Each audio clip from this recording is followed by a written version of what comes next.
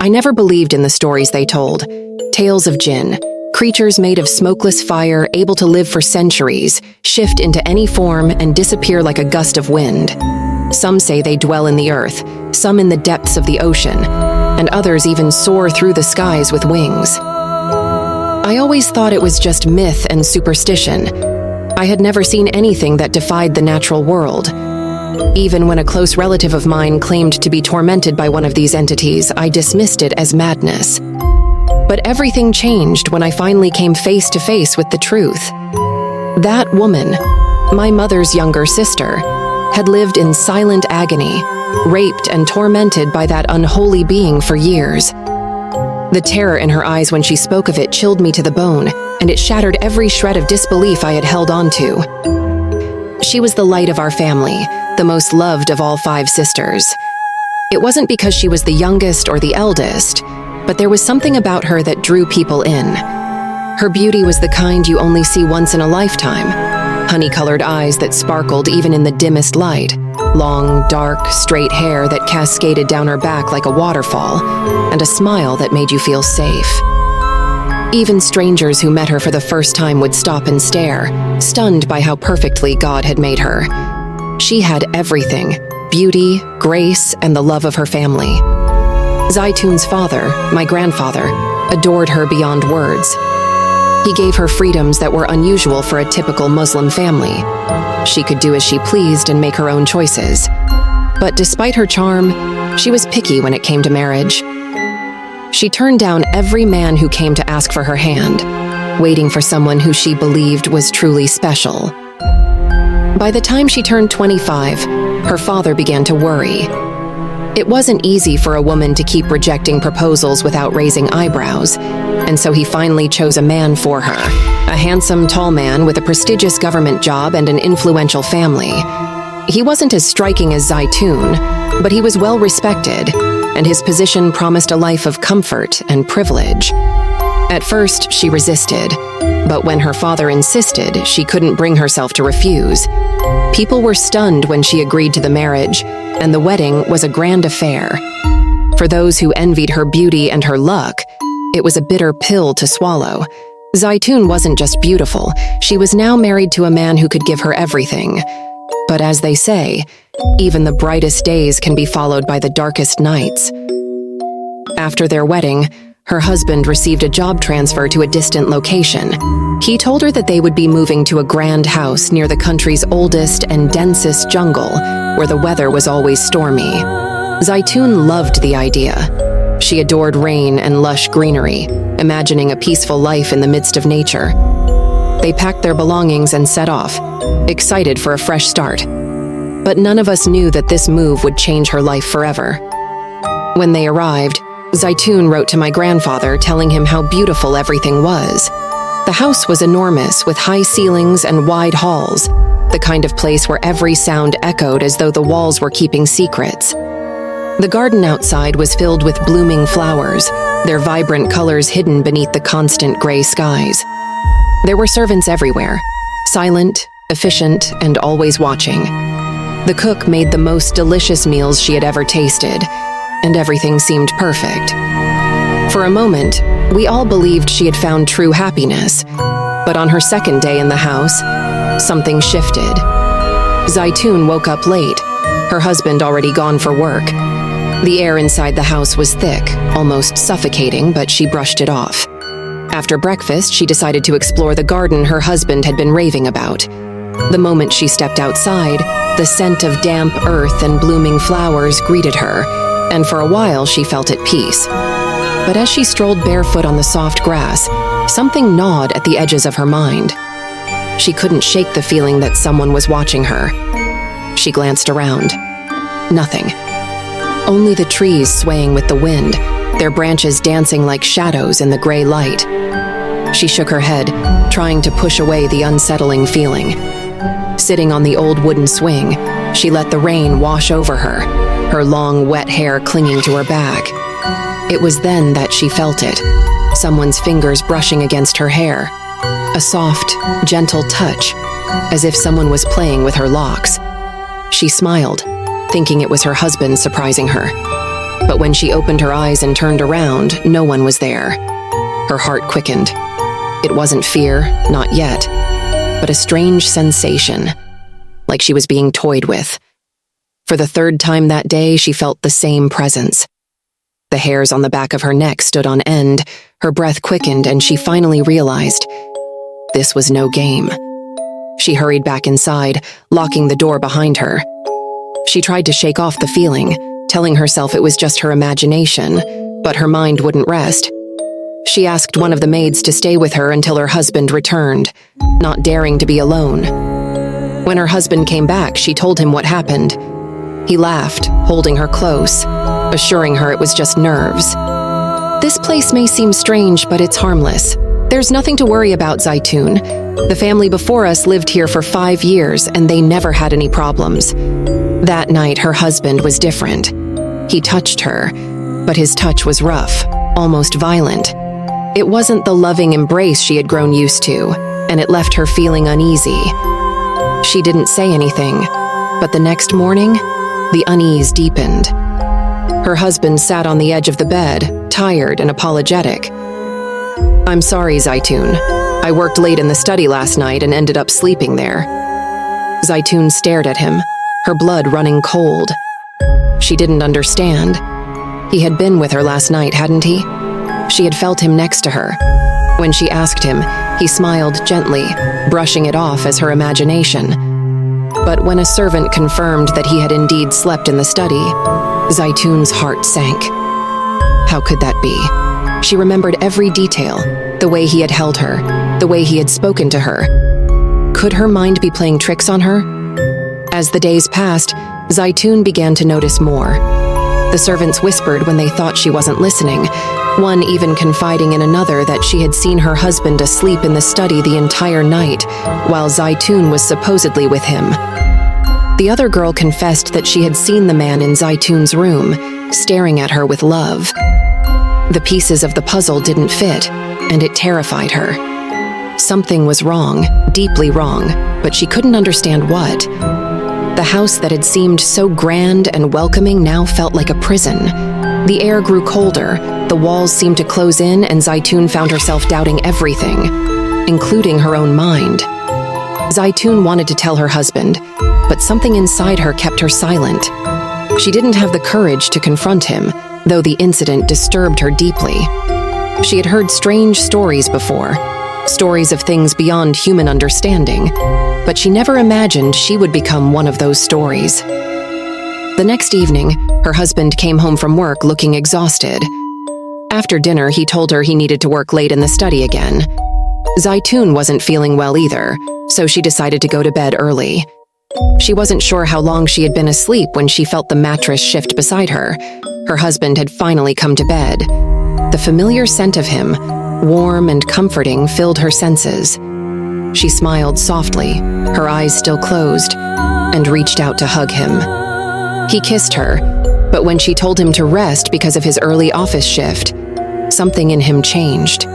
He became aggressive, his hands too forceful, his touch rough and unrecognizable. It wasn't like him. He had never forced himself on her before. Zaytun lay there, her heart racing with confusion and fear, unsure of what was happening. The next morning, she woke to find the bed empty. Her husband was already gone, but there was a note on the side table. "I'm sorry, baby, for not giving you enough time. I slept in the study again, but I'll make it up to you." The note fell from her trembling hands, and she sank back onto the bed. Her mind raced with a terrifying realization. If he had slept in the study, who was with her last night?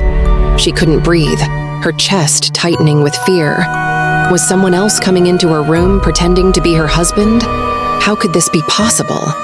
The same face, the same voice, how could someone else mimic him so perfectly? Zaytun felt like she was losing her mind. She had to get out of the house, out of this suffocating atmosphere.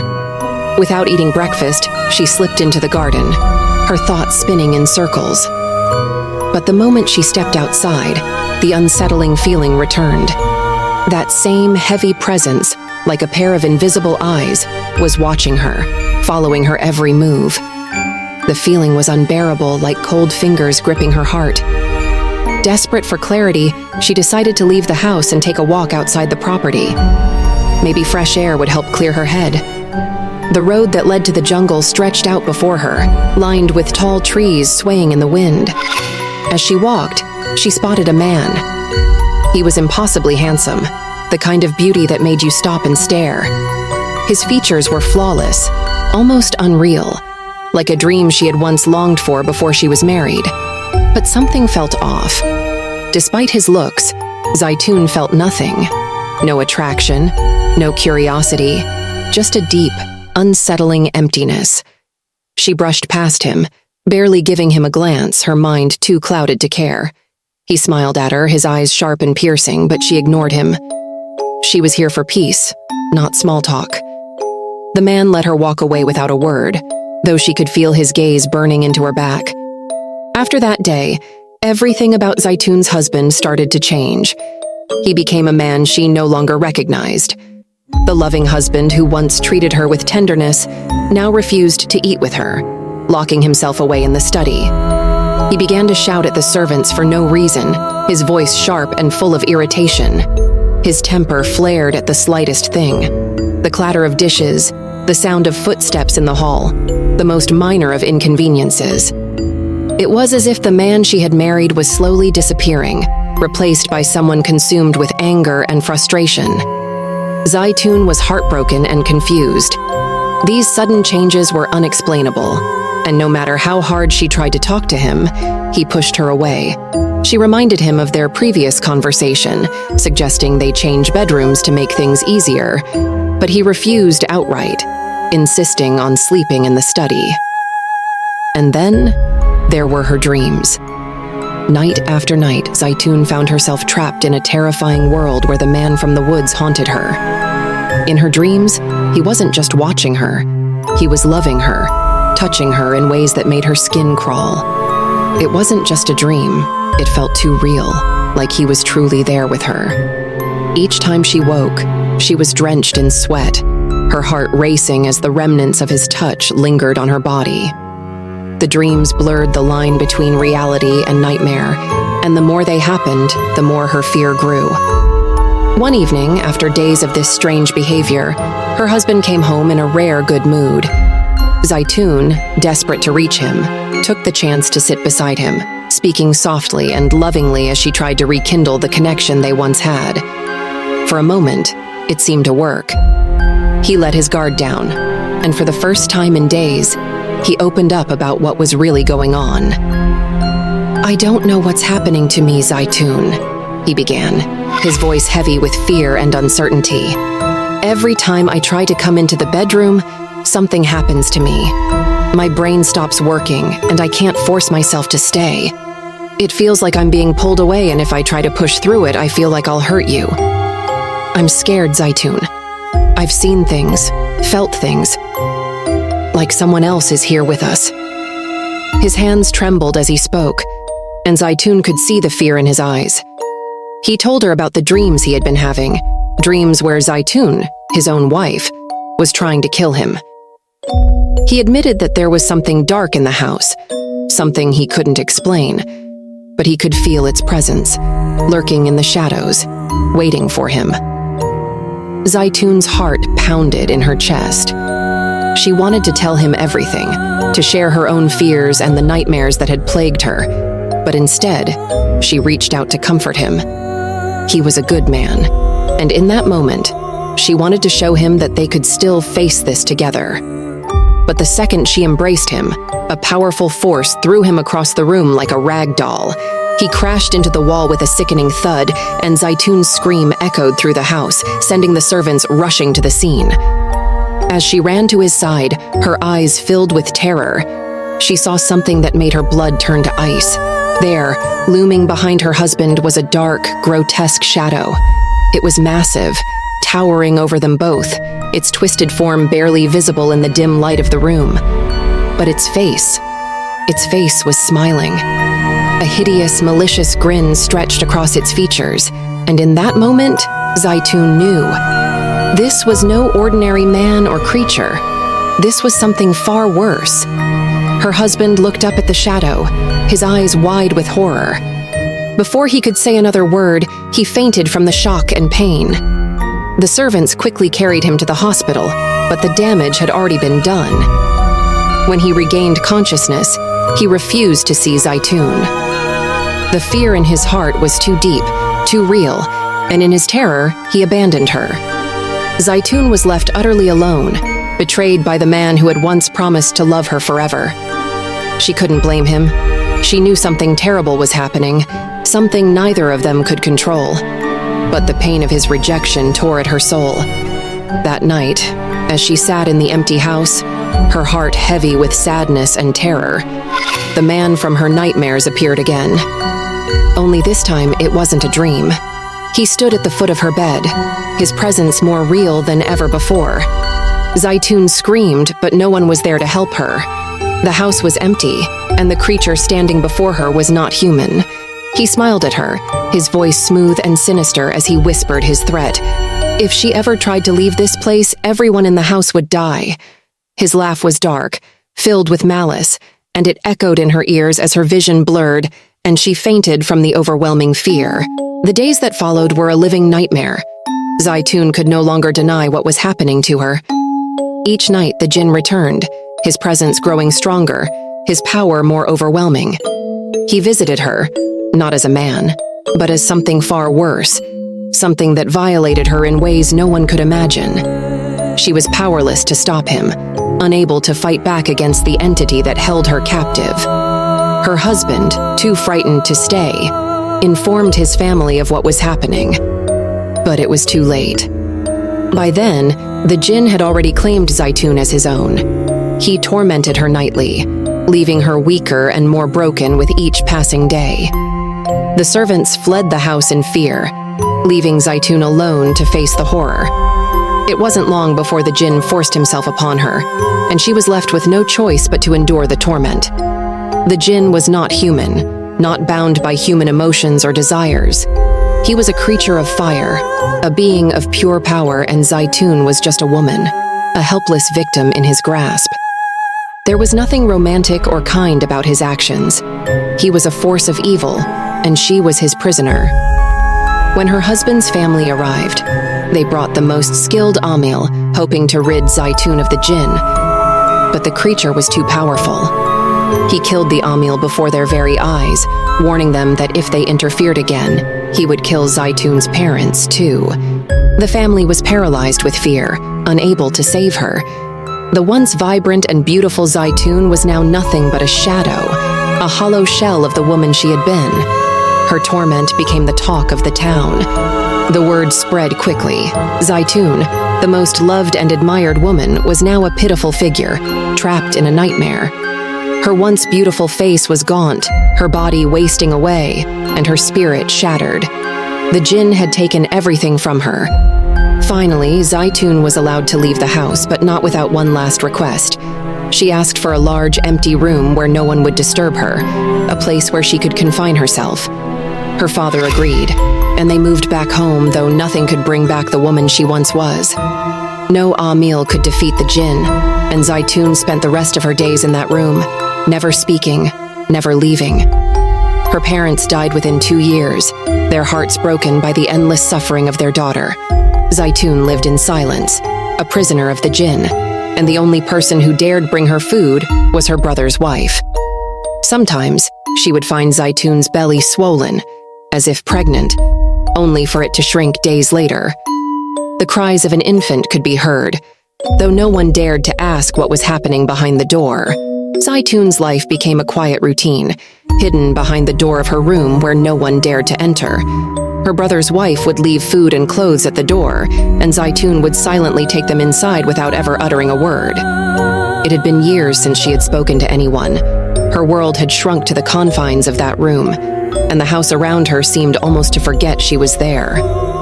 There was another strange, whispered story attached to her fate, though in time, it didn't seem strange at all.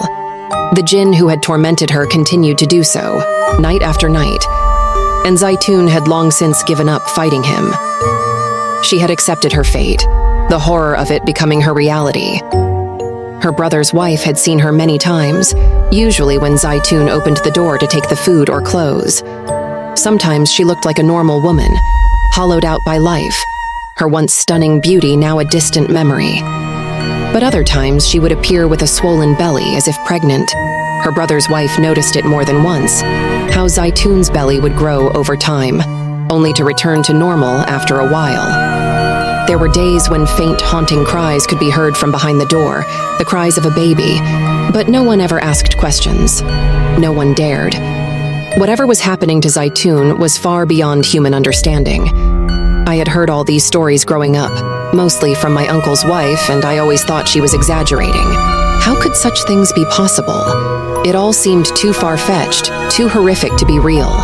But then came the day when I decided to visit that house myself, the place where my aunt had lived her tortured existence for so long. My mother didn't want me to go. She was terrified that whatever had cursed Zaytun might latch onto me as well, especially since I resembled my aunt so much. She warned me repeatedly, but I didn't listen. I had to see it for myself. I knocked on Zaytun's door, and I waited. When the door creaked open, my heart pounded in my chest. And then I saw her. Her eyes, filled with surprise, locked onto my face. She stepped out of the room, something she hadn't done in years, and came closer to me. Her hand, cold and bony like a skeleton's, reached up to touch my cheek. "You're Zara's daughter," she said, her voice soft and filled with an emotion I couldn't place. I stood there frozen, as the weight of her pain and agony pressed down on me. This woman, once the most beautiful, cherished person in our family, had been reduced to this, barely alive, clinging to the shadows of her past. I felt ashamed. Ashamed that my mother, her own sister, had never visited her after she was married. Ashamed that Zaytun had been abandoned by the very people who had once loved her the most. "Yes," I replied, my voice barely a whisper. "I am." I kissed her hands, those frail, skeletal hands that had once been so full of life. She smiled, the smallest, saddest smile, and said, "Stay as long as you want. Nothing will harm you here." Her words echoed in my mind as she turned and disappeared back into her room. I stood there for a long time, trying to process everything. I had expected a broken woman, but what I saw was something far beyond that. Zaytun wasn't just broken, she was lost, trapped in a nightmare from which she could never wake. I returned to the main house and told the family what had happened. They were all stunned. Zaytun hadn't spoken a single word in years, not even when her parents had died.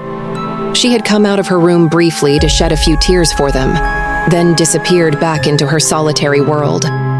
My uncle explained that Zaytun had loved my mother, Zara, the most out of all her siblings. They had been incredibly close, and perhaps that's why she had finally spoken to me, because I reminded her of the sister she had lost. The next morning, I found a note beside my bed. The handwriting was shaky, but it was unmistakably Zaytun's. She had written it in the quiet of the night, pouring out the thoughts she hadn't shared with anyone in years. In the note, she told me everything I had been too afraid to ask. She told me about the horrors she had endured, about how much she missed my mother, Zara. She wished her sister had visited her, even once, but understood why she hadn't. Zaytun had been abandoned, not just by her husband, but by her entire family, and the weight of that abandonment had been almost as unbearable as the torment inflicted on her by the Jinn. They hadn't meant to leave her.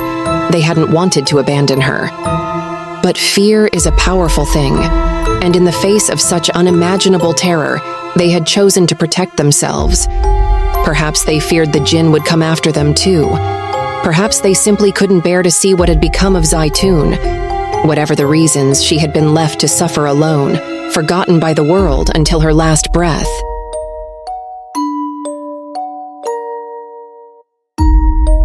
I never thought much about the old stories that haunted our family. They were whispers carried from one generation to the next, dismissed as folklore meant to scare children. But after my father died, something changed. The air around me seemed colder, and the house itself felt as though it had been holding secrets for too long. My brother, Amir, and I had no choice but to return to the family home, a place deep in the heart of a village far removed from the city. Surrounded by an ancient forest, the house stood like a relic of the past, untouched for years. My father had abandoned it long ago, leaving it sealed like a tomb. But now, it was ours, whether we liked it or not. Amir didn't seem to notice anything strange. To him, it was just a house, filled with memories we barely clung to. But from the moment I stepped through the door, I felt a sense of unease creeping in, as though the walls themselves had eyes, silently watching. It was a quiet tension, the kind that lingers in the corners of your mind, making you question whether you're truly alone. The second night after our arrival, I stumbled upon something unexpected. My mother's old journal. I found it buried in an old chest, hidden under layers of dust and forgotten keepsakes. My mother had passed when I was too young to remember her well, but holding that journal in my hands felt like opening a door to her world. Her words were more than just memories. The further I read, the darker the entries became, as though each page was a warning she couldn't bring herself to speak aloud. She wrote about a presence, something malevolent, something ancient, a jinn, bound to our bloodline by a pact I had never heard of, one that had cursed our family for generations. She described how it had preyed on those before her, tormenting them, driving them to madness. The more I read, the tighter the knot in my stomach grew. The stories I'd been told as a child, the ones I had dismissed as nonsense, began to take on a terrible weight. The journal wasn't just a collection of my mother's fears. It was a chronicle of what had already happened and what was yet to come. I closed the journal, my heart pounding. Amir would never believe this. He wasn't the type to entertain superstitions, and even if I told him, he'd probably laugh it off. But as I sat there in the quiet of that old house, I could feel something I couldn't explain. A coldness in the room that hadn't been there before. A shadow that seemed to move just beyond the reach of the light. That night, as I lay in bed, I heard it for the first time. A soft whisper, like breath against the back of my neck. It wasn't the wind, and it wasn't my imagination. It was real. I turned, heart racing, but there was no one there. Yet, the feeling stayed with me, wrapping itself around my thoughts. Whatever had haunted my mother, whatever curse had claimed my family, was not finished. And now, it had its sights set on me. The whispers didn't stop. Over the next few days, they grew louder, creeping into the silence of the house whenever I was alone. Amir still didn't notice anything.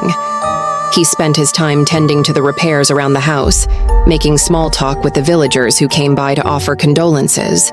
But I could feel it, something shifting in the air whenever he left the room, as if the house itself was waiting for him to leave so it could turn its attention back to me.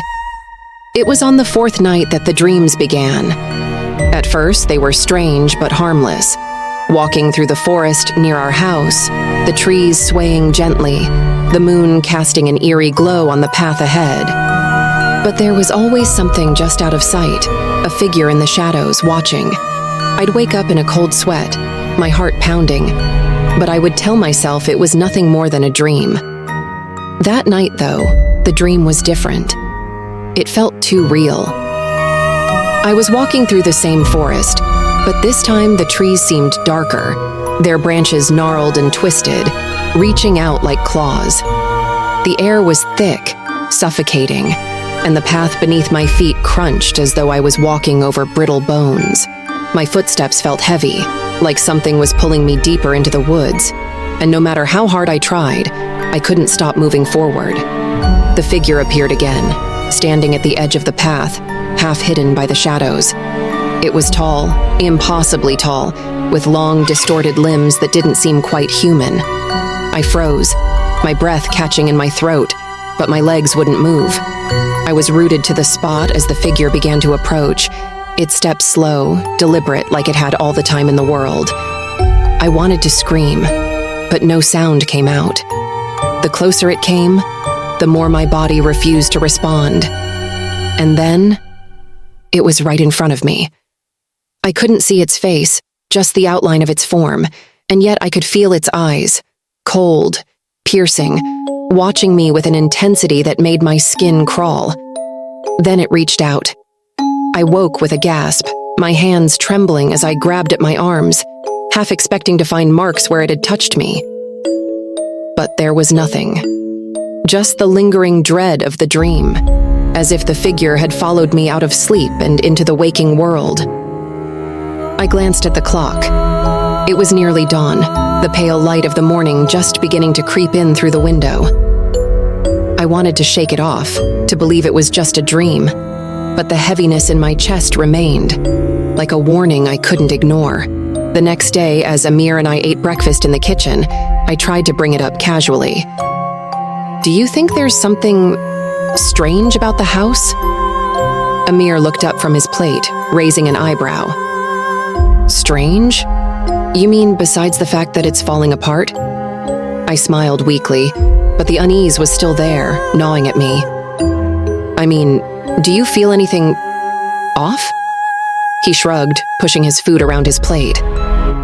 "It's an old house, Suhana. Old houses have their quirks.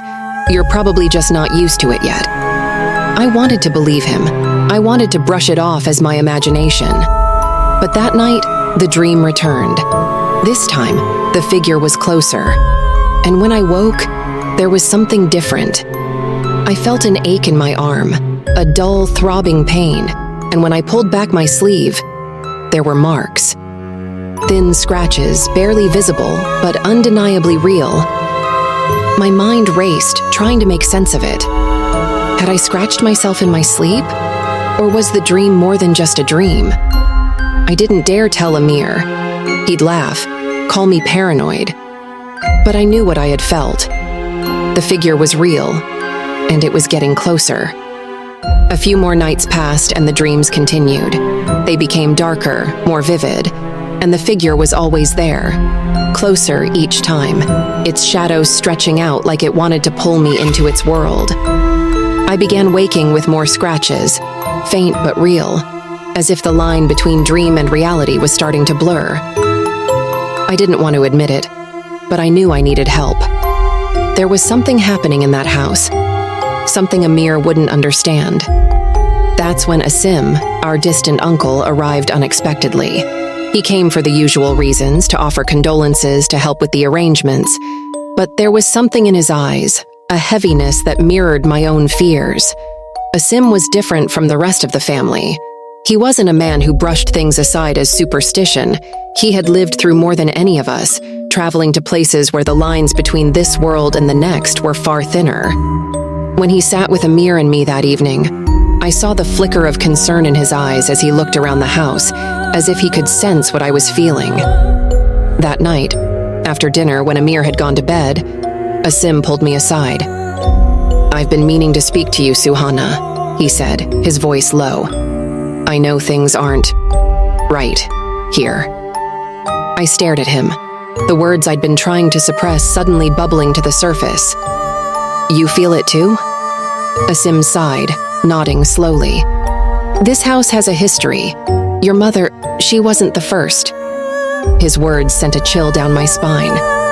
I had been avoiding the truth in my mother's journal, hoping it was just the ramblings of someone lost in fear. But Asim's face told me otherwise. He gestured for me to sit, and I could see the weight of what he was about to say pressing down on him. "There's something you need to know about your family. A long time ago, before you were born, a pact was made. It wasn't with any human, it was with a jinn."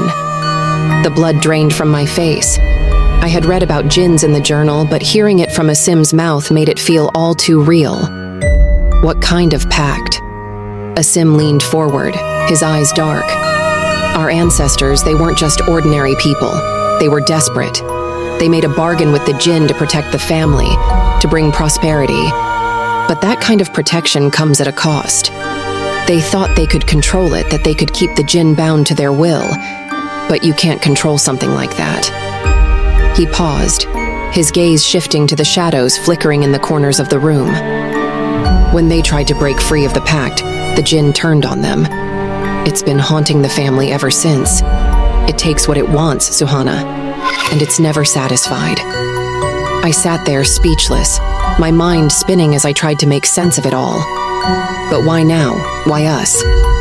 Asim sighed again, his expression grim. The Jinn is tied to the bloodline. It's been quiet for years, but something must have awakened it. And now, it's coming for you. The words hung in the air like a death sentence. But what can we do? My voice wavered, panic rising in my chest. How do we stop it? Asim hesitated, his eyes filled with a sadness I hadn't seen before. There are rituals, ways to keep it at bay. But this Jinn, it's not like the stories. It's old, powerful, and it's been bound to this family for too long. Normal measures won't work. You'll need something stronger. I felt my stomach twist. What do you mean, stronger? There are people who deal with these things, Asim said carefully. People who know the rituals, who understand the danger, but even they can't guarantee it will work. This Jinn, it's ancient, Suhana, and it's not going to let go easily. I swallowed hard, trying to process the enormity of what he was saying. Asim's warning echoed in my mind long after he left that night. The house felt darker, the shadows longer, and the whispers louder. Amir still didn't believe any of it. He brushed off Asim's words as old folk tales, insisting that everything would be fine once we settled into the house. But I knew better. I could feel it. The Jinn wasn't just a story, it was real, and it was getting closer. After Asim's warning, nothing felt the same. The house seemed to breathe, its wooden walls creaking like they held dark secrets that had been buried for too long. Every room I walked into felt colder, like something was waiting for me in the shadows, just out of sight. The whispers in the night grew louder, more insistent, almost as if they were trying to draw me in. Amir noticed the change in me. He'd see the way I'd flinch at the smallest noises, how I'd lie awake, staring at the ceiling, afraid to close my eyes. But he was stubborn, refusing to acknowledge that something might be wrong. He would joke, trying to pull me out of my fear, but it felt forced. I could tell he wasn't sleeping well either, though he wouldn't admit it. The dreams, though, they were getting worse. What started as a dark figure standing at a distance had now become something more sinister. It wasn't just watching me anymore. It was following me, its cold presence closer with each night. I'd wake up drenched in sweat, gasping for air. But the worst part wasn't the dream itself. It was that when I opened my eyes, I could still feel it, like it hadn't left. I tried to fight it, to ignore the growing dread that consumed my every waking moment. But one night, something changed. It was small at first, just a flicker of movement in the corner of my eye as I passed the mirror in the hallway. I stopped, heart pounding, and looked again. There was nothing, just my own reflection, tired and worn, staring back at me. But as I turned to leave, I saw her, my mother. She stood behind me, her face pale, her eyes hollow. I froze, unable to move. My mind screamed that it couldn't be real, that it was just another trick of the Jinn, but she looked so real, so alive. I slowly turned around, expecting her to disappear, but she didn't. I stepped back, my breath catching in my throat. "Mom?" The word barely escaped my lips. She didn't answer. She just stared at me, her eyes filled with an unbearable sadness. And then, just as suddenly as she had appeared, she was gone, fading into the shadows like smoke. I fell to my knees, shaking. It wasn't real. It couldn't have been real. But the heaviness in my chest told me otherwise. The Jinn was toying with me, using my mother's image to break me down, piece by piece. After that, everything spiraled. I started hearing her voice, not just in the house, but in my dreams, calling my name, begging me to follow her into the forest. The once familiar paths of the woods now felt like a maze, each tree leaning toward me as if they too were part of this dark game. Every time I closed my eyes, I saw the figure from my dreams. But now, it wasn't just a shadow. It had form, and it had intent. Amir grew more distant, brushing off my fear with increasing impatience. But I could tell something was changing in him too. He wasn't as calm as he pretended to be. I'd catch him staring out the window at night, lost in thought, His jaw clenched as if he was trying to hold something back. But when I asked him about it, he'd just shrug and say, "It's nothing, Suhana. You're overthinking." I wasn't overthinking. The Jinn was there, in every room, every corner of this cursed house. I could feel its eyes on me, watching, waiting. Every night it grew stronger. I'd hear footsteps outside my bedroom door, slow and deliberate. Sometimes they'd stop right at the door and I'd hold my breath, waiting for it to push through. But it never did. It was playing with me, testing my limits, seeing how far it could push before I broke. And then came the scratches. They weren't just in my dreams anymore. I'd wake up with thin, red lines across my arms, my legs, my back, marks that hadn't been there the night before. I tried to convince myself that it was me, that I was doing it to myself in my sleep. But the marks were too precise, too deliberate. One morning, after a particularly restless night, I woke to find deep bruises on my wrists, as if someone had held me down. My entire body ached, my skin felt raw, and my mind was unraveling. I couldn't take it anymore. The Jinn wasn't just haunting me, it was breaking me. But Amir still didn't see it. Or maybe he refused to. He spent more and more time away from the house, finding excuses to leave, to escape the suffocating atmosphere. The longer he stayed away, the more I was left alone with whatever was in this house, and the more it seemed to take hold of me. I was losing myself. The dreams, the whispers, the visions. They were tearing me apart from the inside out. I didn't know how much longer I could hold on before the Jinn claimed me completely. Days passed, but there was no escaping the feeling of something looming over me. Every corner of the house seemed to breathe with a life of its own. Shadows lengthened and deepened, and even in the bright light of day, there was a coldness that clung to everything. I knew that I couldn't just sit back and wait for the Jinn to take me. There had to be a way out of this nightmare. Asim's words echoed in my mind. Rituals, pacts, things stronger than I could understand. But where could I even begin? One night, as I sat alone in my room, unable to sleep, I remembered something. The chest. The old chest in the attic where I had found my mother's journal. There had been more in there. Things I hadn't taken the time to go through. My heart pounded with the thought, but I knew I had to face whatever was hidden in that chest if I wanted answers. The attic was colder than I remembered. The air was thick with dust, and the beams creaked under my weight as I made my way to the far corner. The chest sat there, dark and heavy, just as it had before. I knelt before it, my hands trembling as I opened the lid. Inside were letters, old documents, and strange objects. Amulets, symbols carved into bits of wood, and pieces of cloth marked with what looked like blood.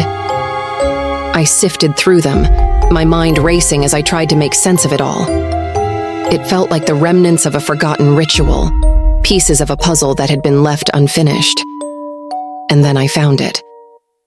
A small, tattered book, hidden beneath the other papers. Its pages were yellowed with age, the cover worn and fragile. But as soon as I touched it, I knew it was important. My mother's journal had hinted at things, but this was different. It wasn't a record of fears or warnings. It was a guide on how to summon, control, and, most terrifyingly, bind a Jinn. I opened the book, my hands shaking. The handwriting inside was faded, but legible. It told the story of my ancestors, of a time when the family had been on the brink of ruin. Desperation had driven them to seek out help beyond the natural world. They had found someone who knew how to summon a Jinn, someone who had promised them protection, wealth, and power. But as I read further, the truth revealed itself. The pact was never meant to last. It was temporary, a binding agreement that required constant sacrifice to maintain. The Jinn's protection came at a steep cost, one that my ancestors had grown tired of paying.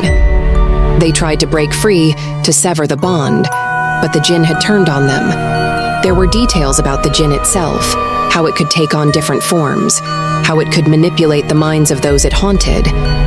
It was more than just a malevolent spirit. It was a force, something ancient, something that fed on fear and pain. The book explained the rituals that had been used to summon the jinn in the first place, but it also hinted at ways to weaken it, to keep it at bay. These methods weren't foolproof, and they required something I wasn't sure I could give, my own blood. My head swam with the implications. My family had been living under the shadow of this jinn for generations, and now it was my turn. It wasn't just after me, it was after everything. The protection it had once offered had long since turned into torment, and the only way to end it was to confront it. But how? The more I read, the more my stomach twisted. There were rituals described in vivid detail, steps to take to bind a jinn, but none of them promised success. The jinn's strength had grown with each generation, feeding on the fear and pain of my ancestors. And now, it was at its strongest. I closed the book, my heart pounding. There had to be someone who could help, someone who knew more than I did. But Asim had already told me the truth. People had tried before. People had failed. That night, I barely slept. The dreams were worse than ever, filled with flashes of the past. My ancestors, their faces twisted in agony as they tried to escape the curse. And always, the figure was there, watching me, waiting for its chance to claim me. The next morning, I couldn't take it anymore. I had to confront Amir. I had to tell him what I had found. But when I went to find him, he wasn't in the house. His car was gone, and I didn't know where he'd gone or when he'd be back. A knot of dread formed in my stomach. He'd been leaving more often, staying away for longer periods of time. I knew something was wrong with him too. The jinn wasn't just targeting me, it was getting to him as well. I was alone. As the hours passed, I could feel the house closing in on me. The whispers grew louder, more insistent, and I could feel the jinn's presence creeping closer with every passing minute. My mind raced, trying to figure out what to do, but the weight of the curse bore down on me like a physical force. The jinn had been bound to my family for too long. It had fed on our bloodline, growing stronger with every generation. And now, it was time for it to take what it wanted. I had to stop it, but I didn't know how. I needed help. Real help. Someone who understood the rituals, someone who knew how to deal with something this powerful. But finding that kind of person wasn't going to be easy. And even if I did, there was no guarantee they'd be able to save me. I wasn't sure how much longer I had, but I knew one thing. The jinn wasn't going to stop. Not until it had consumed everything. It had been nearly 2 days since Amir left, and the silence in the house was suffocating. The only sound was the incessant whispering, low, maddening, like a distant echo that never ceased. I spent hours staring at the door, waiting for him to return, torn between hoping he would walk through it and dreading what might happen when he did. On the evening of the second day, I heard the familiar rumble of his car pulling into the driveway. I rushed to the door, desperate for some sense of normalcy. But when Amir stepped inside, I immediately knew something was wrong. He looked different. His eyes were bloodshot, his face gaunt and pale, as though he hadn't slept in days. But more than that, it was the way he carried himself, a heaviness in his steps, a darkness in his gaze that I hadn't seen before. "Where have you been?" I asked, trying to keep the panic out of my voice. "Work," he replied flatly, his tone devoid of emotion. He brushed past me, his eyes barely meeting mine. "Work? For 2 days?" He didn't answer. Instead, he headed straight for the kitchen, his movements mechanical, like he was going through the motions without really being present. "Amir," I tried again, following him into the kitchen. "Something's wrong. You've been acting strange for weeks now, please just talk to me." He stopped, his back to me, his hands gripping the counter so tightly that his knuckles turned white. For a moment, I thought he might finally open up, tell me what was going on. But when he turned to face me, there was no warmth in his expression, just coldness. "You're imagining things, Suhana," he said, his voice low, almost a growl. "Everything's fine. But it wasn't fine. Nothing was fine. I wanted to push him, to demand answers, but something about the way he looked at me made me hesitate. His eyes were distant, almost empty, like a part of him wasn't really there anymore. I backed off, telling myself I'd try again later when he wasn't so wound up. That night, I lay in bed, staring at the ceiling, my mind racing. Amir wasn't just acting strange, he was changing. The brother I had known all my life was slipping away, and in his place was someone I didn't recognize, someone I wasn't sure I could trust. I didn't sleep much. The house was too quiet, too still, and the whispers never left me. They had become a constant presence, always just on the edge of my consciousness, making it impossible to find peace. The next morning, I found Amir sitting at the kitchen table, his hands clasped in front of him, staring blankly at the wall. I sat across from him, watching him carefully, trying to figure out what to say. "We need to talk," I began, my voice soft but firm. He didn't respond. "Amir," I said more forcefully, "I know you're going through something. I've been going through it too. The house, there's something wrong with it, with us." He finally turned to look at me, his eyes narrowing. "What are you talking about?" "The Jinn," I whispered, almost afraid to say it aloud. "It's here, Amir. It's been here, and it's doing something to us." His reaction was immediate. His face twisted into a sneer, and he let out a harsh laugh. "Jinn, you've lost it, Suhana. You're talking like one of those crazy old women in the village." I flinched at the venom in his voice, but I pressed on. "I found Mom's journal. I know about the pact, about the curse. We're not imagining this. It's real and it's getting worse." Amir slammed his hands down on the table, making me jump. "I don't want to hear this," he shouted, his voice rising with fury. "You're just making things worse with your nonsense." I stared at him, stunned by the outburst. Amir had never raised his voice to me like that before. I could see the tension in his body, the way his hands shook with barely contained rage. It was like he was fighting something that wasn't just anger. He stood up abruptly, pacing the kitchen like a caged animal. "You don't get it, do you?" he muttered, more to himself than to me. "This house, this place, it's..." I waited for him to finish, but he just trailed off, shaking his head as if trying to clear his thoughts. "What, Amir?" I asked, my voice barely above a whisper. "What's happening?" He stopped pacing and looked at me, his eyes wild with something I couldn't name. "I can't stay in the bedroom. Every time I try to go in there, it's like something takes over me.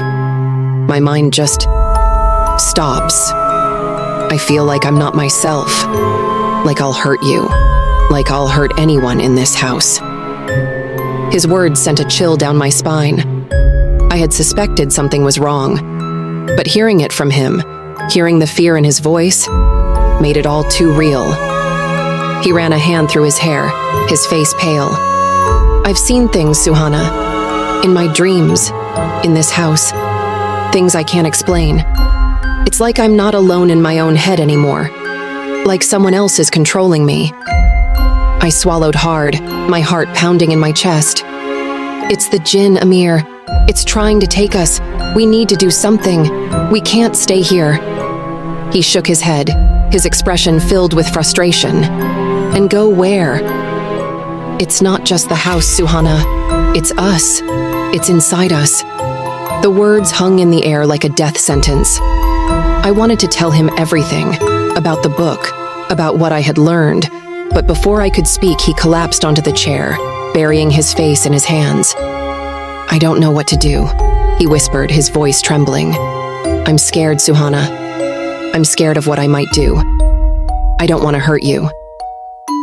The weight of his fear hit me like a wave, and for the first time, I realized how deeply the Jinn had gotten its hooks into him. Amir wasn't just acting strange, he was being consumed. I reached out to him, trying to comfort him, but as soon as my hand touched his shoulder, a force slammed into him, throwing him against the wall with a sickening thud. He crumpled to the floor, groaning in pain, and I screamed, rushing to his side. But before I could reach him, I saw it. A shadow, tall, monstrous, and grinning, stood behind him, its form flickering in the dim light. Its eyes glowed with a sickening malice, and it looked at Amir as though he were a mere toy in its game. My blood turned to ice. I couldn't move, couldn't scream. All I could do was stare as the shadow leaned over Amir, its grin widening. Amir's eyes fluttered closed, and the shadow's presence seemed to fade. But the damage had been done. The servants rushed in, drawn by my screams, and they helped carry Amir to the hospital. He had a concussion, bruised ribs, and severe disorientation. But the worst part was that when he regained consciousness, he refused to see me. "I can't be near her," he said, his voice cold and broken. "I'll hurt her. I'll hurt her." The words shattered me. Amir's rejection cut deep, but there wasn't time to dwell on the pain. He was right. Whatever was inside this house, inside him, was far beyond what we could handle alone. The Jinn had taken over, warping his mind, pushing him further into darkness. And as much as I wanted to help him, I was helpless against something this powerful. I needed real help. A Sim had warned me, told me that normal people couldn't fight a Jinn of this strength. So I made the decision to leave the house for the first time in weeks, driven by desperation to save my brother. I returned to a Sim, hoping that he could guide me to someone who could actually deal with this ancient evil. When I found him, he didn't look surprised. It was as if he had been waiting for me to ask for help. "You were right," I said, my voice cracking. "The Jinn, it's real, and it's taken over Amir. He's not himself anymore." Asim nodded solemnly. "I told you, Suhana. This Jinn has been feeding on your family's bloodline for generations. It's ancient and vengeful. But you're not alone. There's someone who might be able to help." I felt a flicker of hope, but it was dim. "Who? What can they do that we can't?" "There's a man," Asim began. "Someone who's dealt with entities like this before. He's no ordinary person. He's an expert in these matters, but he's selective. He only helps when the situation is dire enough, and I believe this qualifies." Desperation clung to me as I nodded. "Where can I find him?" Asim didn't waste any time. He gave me the address of a remote village, far away from where we were, and told me that the man's name was Rafiq. "But Suhana," he added, his voice grim, "know that this Jinn is unlike any other. Rafiq can help, but there's no guarantee of survival. The Jinn's power may be too strong." It didn't matter. I would do whatever it took to save Amir. I thanked Asim and set off the next morning, the journey long and filled with dread. The closer I got to the village, the heavier the air seemed to grow, and by the time I arrived at Rafiq's small, unassuming house, I was barely holding on. When Rafiq answered the door, he was nothing like what I expected. He was an older man, his face lined with years of wisdom and experience, but his eyes held a sharpness that told me he had seen more than most people could handle. "You're here about the Jinn," he said without preamble. I nodded, unable to speak. He stepped aside, motioning for me to come in. Inside, his house was filled with books and strange objects, symbols I didn't recognize, herbs hanging from the ceiling, and a strange, pungent smell that clung to the air. It was clear that Rafiq was someone who lived between worlds, a man who had devoted his life to understanding the supernatural. "I've heard of your family," Rafiq said as he sat across from me. "Your bloodline has been cursed for centuries. The Jinn that haunts you. It's no ordinary entity. It's powerful, older than you can imagine. And it doesn't just want to scare you, it wants to consume you." The words made my stomach turn. "How do we stop it?" I asked, my voice trembling. Rafiq leaned back in his chair, his gaze steady. "There's a ritual, one that can weaken the Jinn, but it won't be easy. You'll need to lure it into a place where its power is diminished, somewhere away from the house, and you'll need to be prepared for the consequences." "Consequences?" I asked, my heart pounding. "The Jinn will fight back," he said simply. "It won't go down without a fight, and if you're not careful, it could cost you everything." I nodded, steeling myself. "I don't care. I just want to save my brother." Rafik studied me for a long moment before standing up. "Then we'll begin." The days leading up to the ritual were a blur. Rafik prepared me with instructions, telling me what to expect and how to protect myself. I gathered the materials he needed: herbs, symbols, things that would help weaken the jinn's hold. But the most important part of the ritual was blood, my blood. "The jinn is tied to your family through blood," Rafik explained. "That's how it's maintained its power for so long. To weaken it, we need to sever that connection. Your blood will act as a barrier, but it will also put you at risk." I didn't care about the risk. All I could think about was Amir, lying in a hospital bed, tormented by the thing that had taken over our lives. On the night of the ritual, Rafik and I returned to the forest near the house, the same forest where I had been haunted by the jinn in my dreams. The moon hung low in the sky, casting an eerie glow over the trees, and the wind whispered through the branches like a warning. We set up the ritual in a clearing, drawing symbols in the dirt, lighting candles, and laying out the offerings. My hands shook as Rafik guided me through the steps, his voice calm and steady despite the growing tension in the air. As the ritual began, I could feel the presence of the jinn drawing closer. The air around us grew colder, and the shadows seemed to lengthen, creeping toward the edge of the circle we had created. "Stay focused," Rafik warned, his voice low. "It's here." The ground beneath us seemed to tremble as the jinn made its presence known. The wind picked up, howling through the trees, and the shadows began to writhe, twisting and contorting into shapes that were almost human, but not quite. I could feel its eyes on me, cold and hungry, and for a moment, I thought I might lose control. But Rafik's voice pulled me back, grounding me as the ritual reached its peak. "You must offer your blood now," he instructed. With trembling hands, I took the knife Rafik handed me and made a shallow cut across my palm, letting the blood drip onto the symbols we had drawn. The moment my blood hit the earth, the jinn let out a terrible, inhuman screech that echoed through the forest. The ground shook violently, and the shadows around us began to close in, swirling like a storm of darkness. My heart pounded in my chest as I watched the jinn's form solidify, a towering figure of smoke and shadow, its eyes burning with a malevolent light. Rafik began chanting in a language I didn't understand, his voice growing louder as the jinn approached. I could feel its rage, its desperation as it fought against the ritual, trying to break free from the binding we had placed on it. And then, with one final deafening scream, the jinn vanished. The forest went still, the air heavy with the aftermath of the battle. I collapsed to my knees, exhaustion washing over me as Rafik knelt beside me. "It's done," he said quietly. "The jinn is weakened, but it's not gone. It will never be truly gone." I looked up at him, my body trembling. "What do you mean?" Rafik's eyes were dark, filled with the weight of years of knowledge. "The jinn may be bound, but it will always be tied to your bloodline. It will never stop trying to come back." The realization hit me like a blow. The battle was over, but the war was far from won.